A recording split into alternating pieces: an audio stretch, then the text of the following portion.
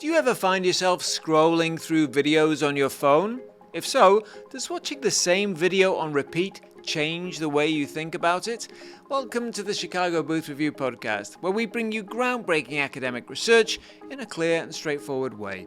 I'm Hal Weitzman, and today I'm talking with Chicago Booth's Kristin Donnelly about her research on the replay illusion. Why does seeing video of spontaneous events more than once make them seem rehearsed or premeditated?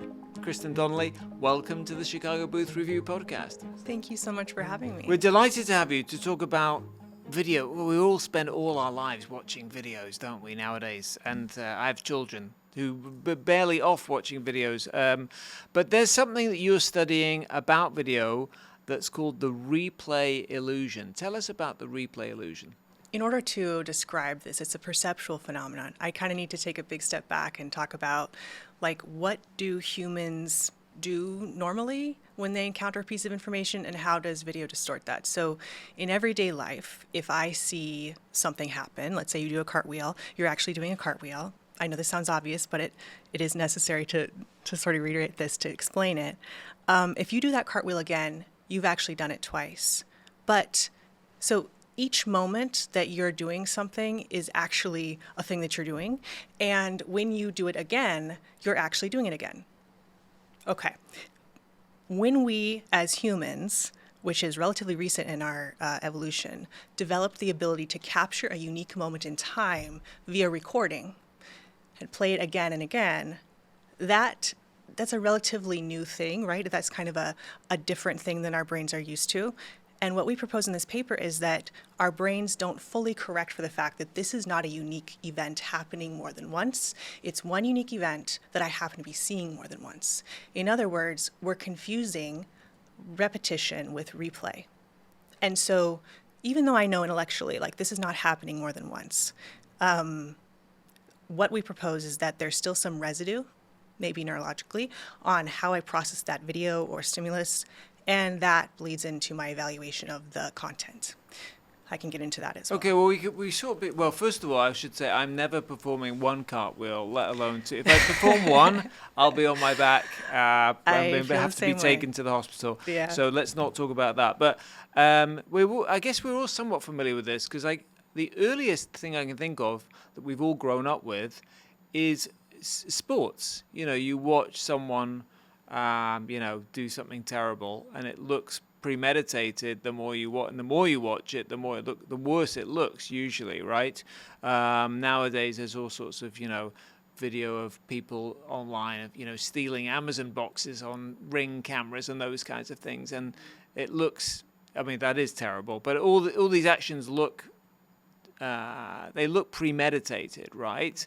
But as you're saying, also, the more we look at it, it changes sort of our perception of what is going on. And when your research, this must have been so fun to conduct, Kristin. It was so You're fun. watching episodes of Survivor and TikTok dances. So what was kind of the most surprising area for you to discover this, what we might call replay bias in action?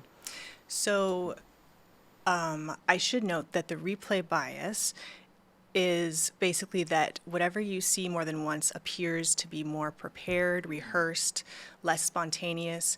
If you were to deliver a monologue in the exact same way more than once in real life, I may think, oh, he's really prepared, that he's really, he's not speaking off the cuff, it's not extemporaneous speech, right? He's really controlling every single thing about the delivery in order to deliver that more than once.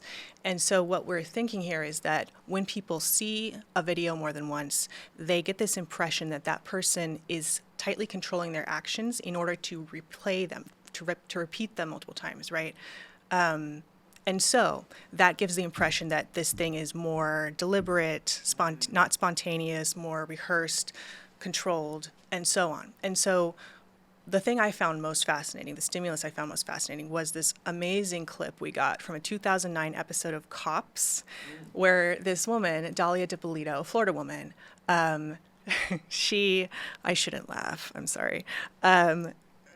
It's this video of the police telling her that her husband has been killed. And she reacts with all this anguish, right? She's just like, why? But she actually is guilty. She set up she got a hitman, hired a hitman to try to kill her husband. And so the police told her that the hit had succeeded, but they didn't tell her, obviously, that it was a hit, and they knew that she was behind it. But they wanted to gauge her reaction, so they told her this. So we know she's serving time in prison right now, right? So we know that her reaction is not genuine. She wanted her husband killed, so them telling her, your husband's dead, and she's freaking out is not a genuine reaction. That video is great because what we were able to show is that by seeing it multiple times, it seems less spontaneous and real and more affected, more controlled, less genuine. So just talk through that. So you're showing it to people who know that she has called. No, they do not know. Oh, they don't know. Yeah, that's the cool part. So talk. So I know as the experimenter. So you know, but they don't know. But then the more they watch it, the more they watch it, well, I mean, it's really a matter of once versus any number of repetitions. The more guilty she seems, more like she's guilty. Because the idea is if she were reacting for the very first time, right, a spontaneous emotional reaction is tethered to the present moment. I can only have one reaction. If I appear to be, doing that reaction multiple times to you, that is less genuine. That's definitionally not spontaneous, right? And so seeing her do the same thing, have the exact same reaction multiple times, if we're applying this lens where we think that, we don't fully correct for the fact that we're watching something multiple times, it's not happening multiple times, she seems less genuine, and thus she seems more like she's implicated in the murder. And I thought that was a really fun fascinating stimulus for us. So as you say, we haven't evolved to sort of process the idea that what we're watching is just a replay. Right. We sort of feel like it's happening again.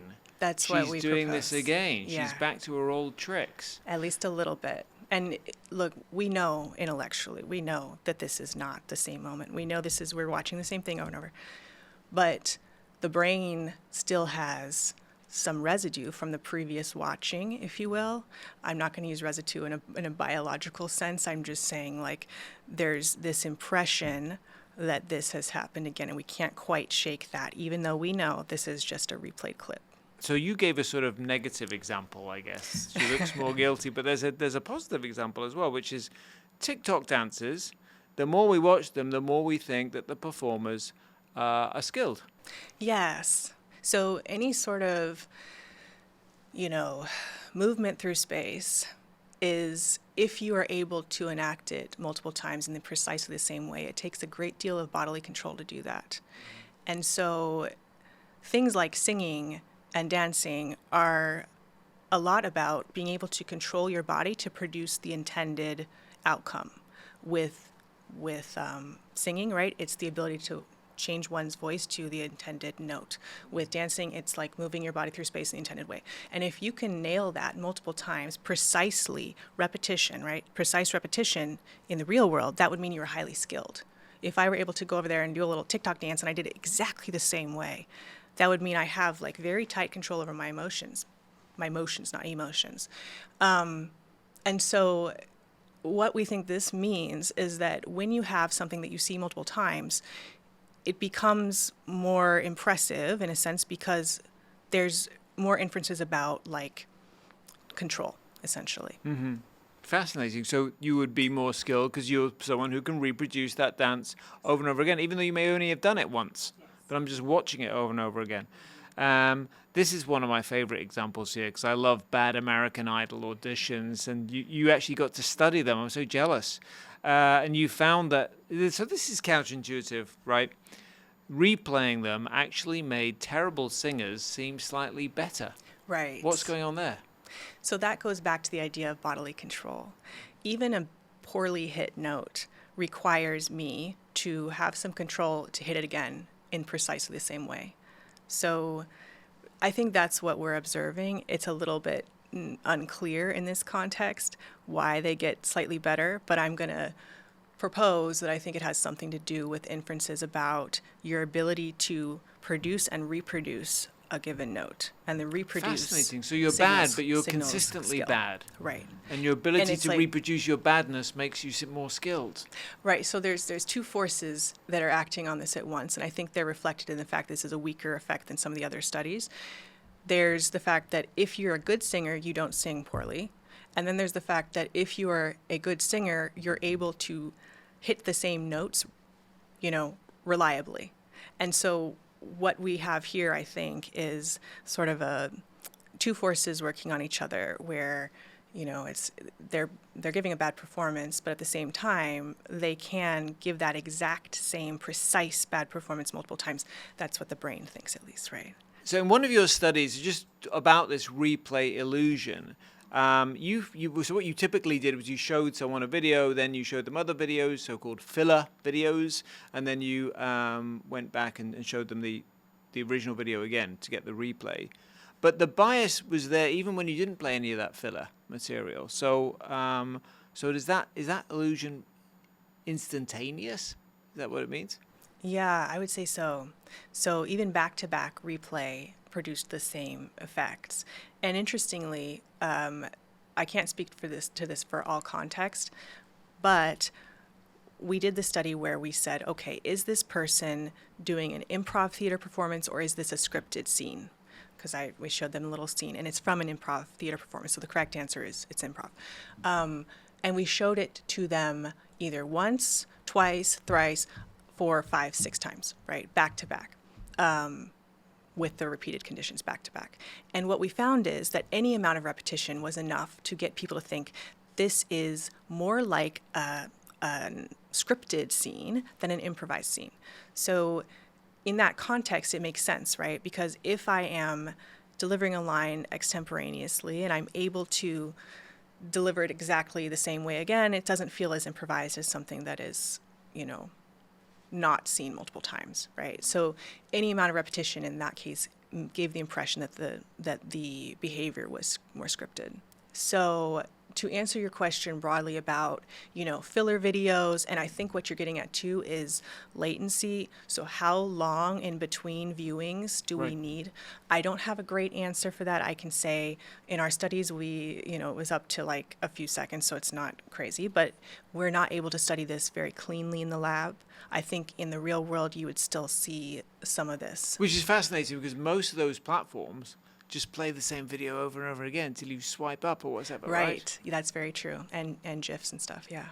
Kristin, Donnelly, in the first half, we talked about your research about the replay illusion and how jealous I am that you got to watch TikTok videos and American Idol auditions and call it research and publish academic papers on it. Well, wonderful lucky. job you have. Okay, and so interesting the way you describe it. And another phenomenon that you looked at was unboxing videos. People buy products or they get their new book and they're just going to take it out. And to me, they always look totally fake. But you're actually saying that even when there's a genuine first-time reaction, right? If we watch it over and over again, it seems less real. Does it seem less real every time? Like, is it increasingly unreal, or does it just generally feel very staged? I would say for the unboxing context, any amount of repetition would make it feel staged because any surprise reaction that we generate is inherently like present moment, reflective of the present moment, right? I can't do that multiple times. You can't be surprised in the exact same way more than once by the same stimulus. So with the unboxing videos, what we did was we said, okay, here are these influencers who are opening products for the first time, ostensibly voicing their reactions.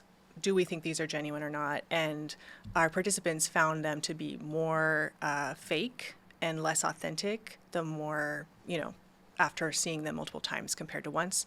But we also had access to this really interesting data set that complemented the unboxing video study, where it was like videotaped reactions of participants in a lab watching content. This is called the, Berkeley videos. Reactive Affective Video Database, something like this, don't quote me. But it's from UC Berkeley, where I got my PhD, and they bring people in a lab and they're like, here's this video, and they videotape them watching the video. So we have videos of people's actual surprise reactions in response to something. So these are verifiably real, right? They're captured in a lab. They haven't seen the content ahead of time, nothing like that. And you still see that people think that that is less They're watching genuine. those reaction videos, and they still They think still that find them less they're genuine. staged. Fascinating. Do you think is it possible they think it's staged because you're showing it to them in an experiment? So we have various ways of trying to get around that. We change the wording of the question to try to say, is this person faking it versus being authentic? Like we switch it around. Like in psychology, how you frame the dependent measure of interest, like the thing you're measuring, matters because the participant will infer things about what you want from them. So we did what I think are some clever approaches to try to get around the concern that we have experimenter demand effects going on. So I think we eliminated some of that. Fascinating. Now, you're a professor of marketing, so, I mean, one of the things you're looking at is commercials, right? And appearance of authenticity or not. And you looked at ads run by Chevrolet that are supposed to have real people, not actors. And this is a whole genre This of whole commercials, genre. right? So, does your research suggest that these advertisers are hurting their credibility? Because even though they get supposedly real people, when you see the ad replayed over and over again, they cease to become real people in your mind. Yeah, exactly. So this is a specific genre within advertising, and it doesn't capture every single ad, of course. It's just this one type of ad that says, here's a testimonial from a real customer. Here's someone interacting with our product for the first time, whatever it is. Those types of ads, I would say, based on this research,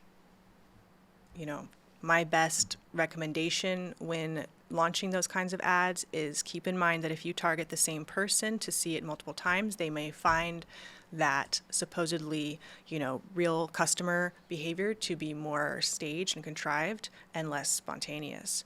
And that's interesting, right? Because advertisers have this constant tension between getting as many people as possible, right? Getting your message out to as many people as possible, and targeting a specific group, right? Or specific individual. And so I would say for that type of ad, the former approach is better.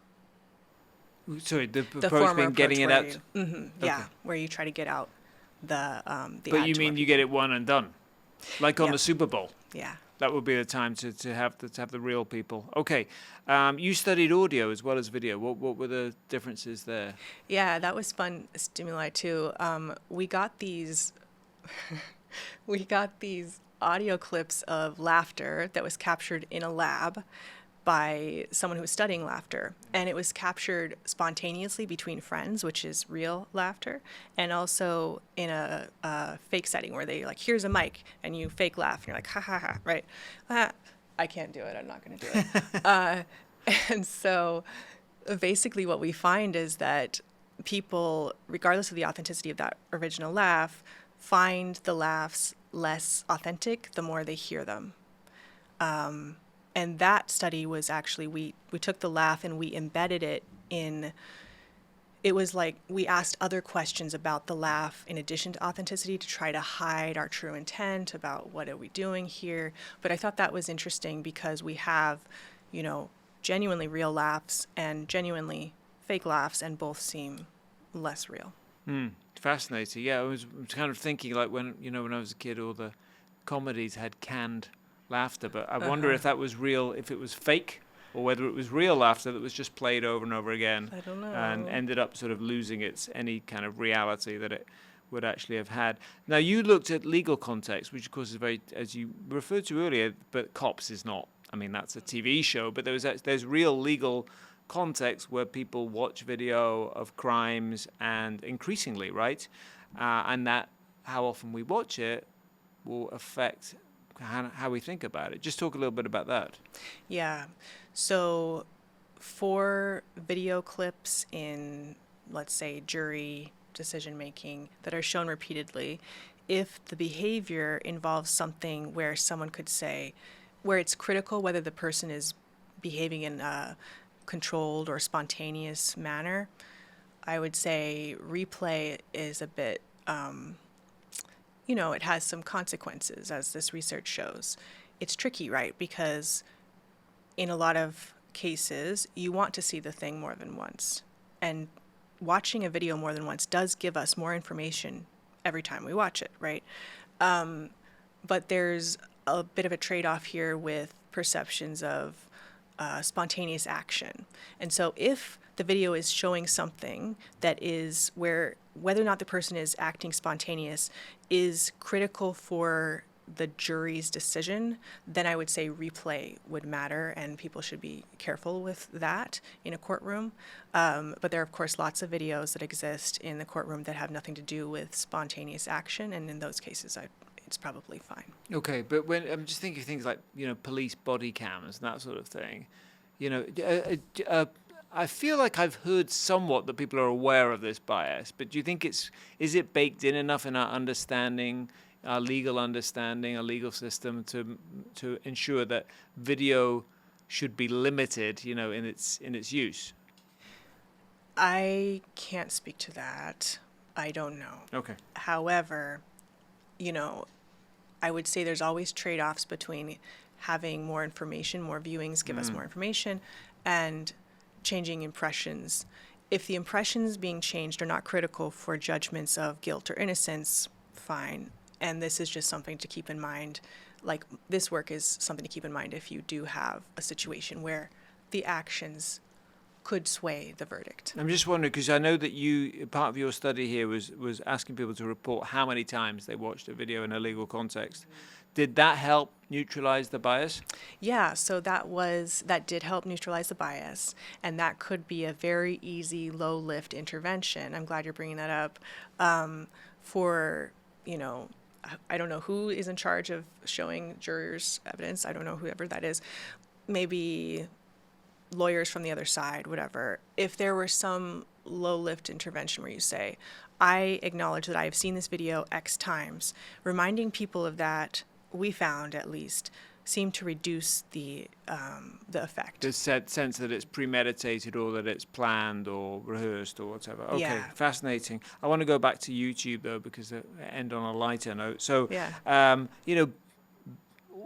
many of us are watching billions of videos every day being watched on YouTube, more and more all the time. Does that, and so now we're presumably thinking, that's fake, that's not real. And now a lot of it isn't, because of AI and everything else, there's even more and more. I actually even today just saw a podcast with two completely fake hosts that was completely made up. Gosh. And it's all generated by AI. So I'm out of a job. But I'm just wondering, do you think that we're living is this making us more cynical, this repetition of video that's, as I said, is baked into these platforms? I think there are many forces at once making us more cynical, but one of them may be repetition for videos where you have someone talking off the cuff, for example, or just, doing a simple action more than once, being shown more than once, right, will change people's view on it. So I do think that makes us more cynical about authenticity in general, but though the larger problem is really just the number of things we're exposed to, the amount of AI slop, etc. now. But yes, of course, I think it would definitely play into that. Well, Kristin, this was an entirely unrehearsed conversation. Yes. Thank you very much. I guess we should say to people, if you enjoyed it, don't listen again. Yes. Thank you very much for coming on the Chicago Booth Review podcast. Thank you so much for having me, Hal. Appreciate it.